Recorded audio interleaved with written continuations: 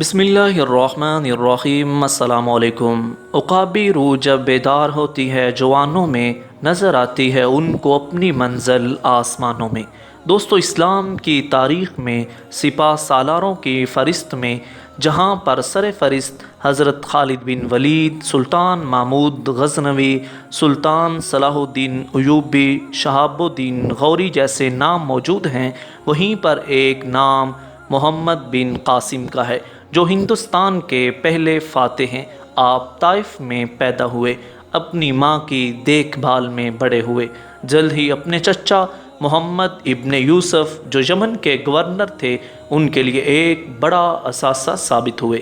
اس کے فیصلے، صلاحیت، مہارت نے بہت سے دوسرے افسران کو پیچھے چھوڑ دیا اور حکمران نے وقت کو مجبور کیا کہ وہ اسے محکمہ خارجہ میں مقرر کرے۔ حجاج بن یوسف کا قریبی رشتہ دار بھی آپ تھے۔ حجاج کے سر و رسوخ کی وجہ سے نوجوان محمد بن قاسم کو نوعمری میں ہی فارس کا گورنر مقرر کیا گیا۔ اس نے اس خطے میں بغاوت کو کچل دیا۔ ایک مشہور روایت یہ بھی ملتی ہے کہ وہ حجاج بن یوسف کے داماد کی حیثیت سے انہیں پیش کرتی ہے۔ انہوں نے اموی خلافت کے لیے دریائے سندھ کے کنارے سندھ اور پنجاب کے علاقوں کو بھی فتح کیا۔ دوستو، عربوں کی ہندوستان اور مشرقی ایشیا کے ساتھ تجارت تھی۔ یہ تجارت سمندری راستے سے ہوتی تھی۔ سندھ کے قزاقوں کی لوٹ مار کے سبب راستہ غیر محفوظ تھا۔ عرب باغی بھی سندھ میں پناہ لیتے تھے۔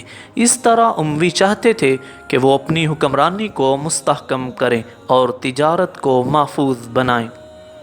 قزاقوں نے عرب کے جہازوں پر حملہ کیا جو سری لنکا میں مرنے والے مسلمان فوجیوں کی یتیموں اور بیواؤں کو لے جا رہے تھے۔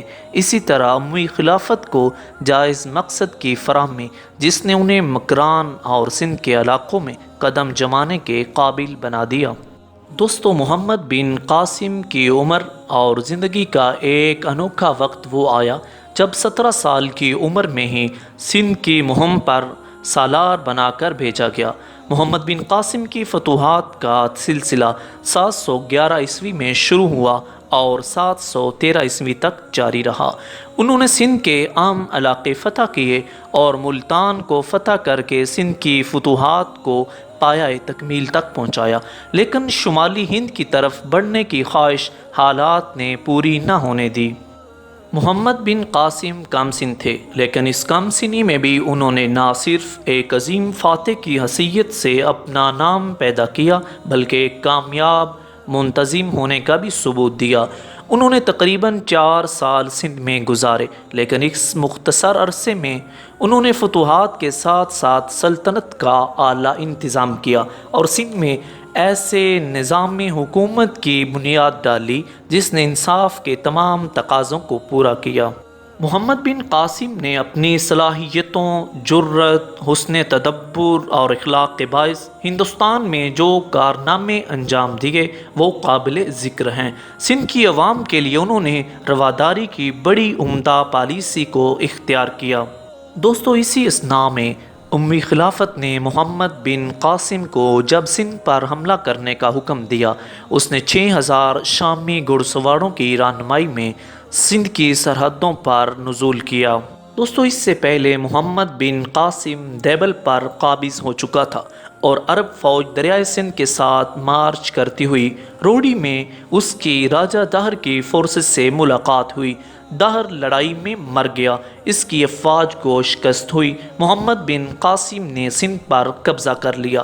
محمد بن قاسم 712 عیسوی میں دیبل میں داخل ہوا۔ ان کی کاوش کے نتیجہ میں دیبل پر قبضہ کرنے میں وہ کامیاب ہوئے۔ انہوں نے پے در پے نیرون، برہمن آباد، ملتان اور گجرات میں اپنی کامیابی سے ترقی جاری رکھی۔ ملتان کی فتح کے بعد اس نے اپنا بازو کشمیر کی حدود تک پہنچایا، لیکن ان کی برخاستگی نے مزید پیش قدمی روک دی۔ ملتان کی فتح کے بعد محمد بن قاسم نے شمالی ہند کے سرسبز و شاداب علاقے کی جانب متوجہ ہونے کے لیے قدم بڑھائے۔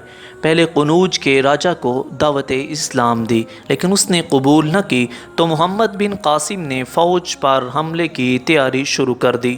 اسی دوران 95 ہجری میں حجاج بن یوسف کا انتقال ہو گیا، جس پر محمد بن قاسم نے قنوج پر فوج کشی کی بجائے واپسی کا راستہ اختیار کیا۔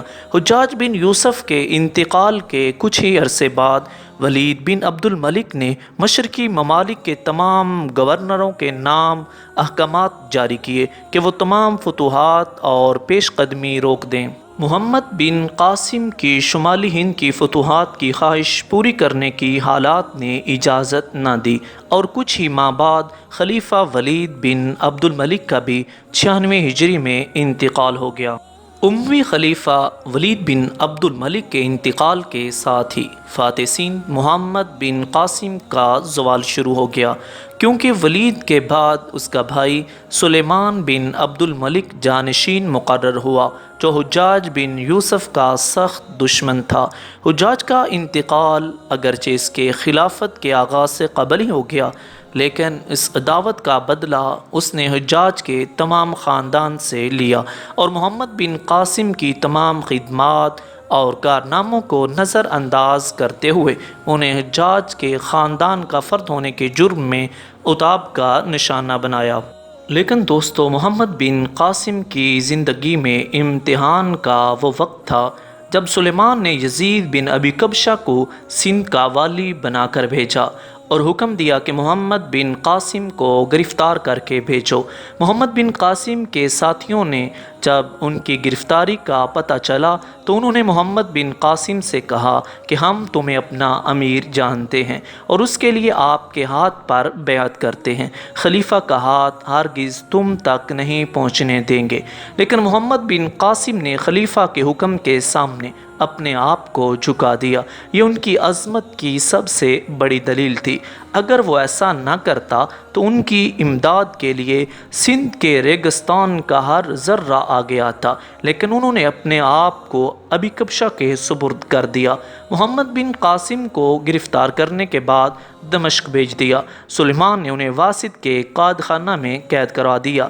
7 ماہ قید کی صعوبتیں جھیلنے کے بعد وہ اس دنیا فانی سے رخصت ہو گئے۔ اس طرح دوستو، محسن سلطنت کی خلیفہ نے قدر نہ کی اور ایک عظیم فاتح محض خلیفہ کی ذاتی عداوت اور دشمنی کی بنا پر اپنی زندگی سے ہاتھ دھو بیٹھا۔